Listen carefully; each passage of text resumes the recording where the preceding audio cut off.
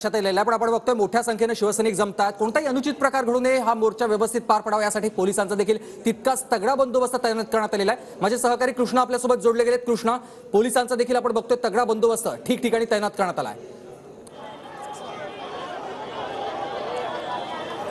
सुमित, ही दृश्य आपण पाहू शकतो। धारावीच्या टी जंक्शन परिसरामध्ये मोठ्या प्रमाणामध्ये सगळे शिवसेनेचे कार्यकर्ते जे आहेत, उद्धव बाळासाहेब ठाकरे गटाचे कार्यकर्ते आहेत आणि पदाधिकारी आहेत, ते जमायला सुरुवात झालेली आहे। आणि थोड्याच वेळानंतर जेव्हा हे सगळे पदाधिकारी जमतील त्यावेळी उद्धव ठाकरे मातोश्रीवरून या ठिकाणी येतील आणि काही थोडक्यात एक आवाहन करतील आणि त्यानंतर या मोर्चाला सुरुवात होईल आणि बीकेसीच्या दिशेने हा मोर्चा पुढे रवाना होईल। मात्र पोलिसांचा बंदोबस्त सुद्धा आपण पाहतोय, मोठ्या प्रमाणामध्ये पोलिसांचा बंदोबस्त या ठिकाणी तैनात करण्यात आला आणि जो मोर्चाचा रूट आपण पाहतोय, ही समोरचा हा रस्ता दिसतोय त्याच रस्त्यावरून पुढे हा मोर्चा जो आहे तो बीकेसीच्या दिशेने रवाना होईल आणि कलानगरचा जो ब्रिज आहे तिथून उजव्या बाजूला म्हणजे बीकेसीला जो जाणारा रस्ता आहे त्या बाजूला हा मोर्चा वळेल आणि त्यानंतर सेबी कार्यालयाच्या बाहेर उद्धव ठाकरे यांचं सगळ्यांना संबोधित करणारे भाषण जे आहे ते सुद्धा होणार आहे।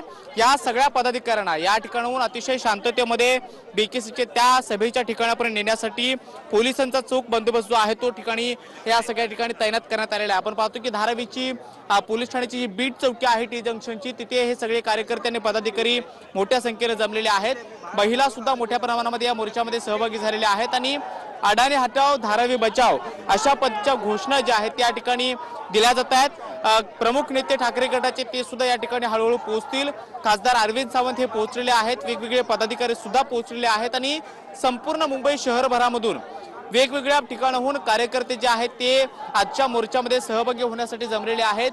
सीपीआय कडून सुद्धा मोठ्या प्रमाणामध्ये कार्यकर्ते जे आहेत ते जमा झालेले आहेत। आपण पाहतो की सीपीआयचे झेंडे सुद्धा आपल्याला ठिकठिकाणी पाहायला मिळतात आणि संपूर्ण परिसरामध्ये एक छावणीचं स्वरूप पोलिसांनी सकाळपासून दिलेलं होतं। सीआरपीएफचा अतिरिक्त बंदोबस्त आहे, त्याचबरोबर मुंबई पोलीस दलातील वरिष्ठ पोलीस अधिकारी सुद्धा या ठिकाणी दाखल झालेले आहेत आणि त्यांच्या देखरेखीखाली हा मोर्चा शांततेमध्ये पार पडावा यासाठी सुद्धा प्रयत्न केले जात आहेत। आपण पाहतो की महिलांची संख्या ही मोठ्या प्रमाणामध्ये या मोर्चामध्ये सहभागी झालेली पाहायला मिळते आहे।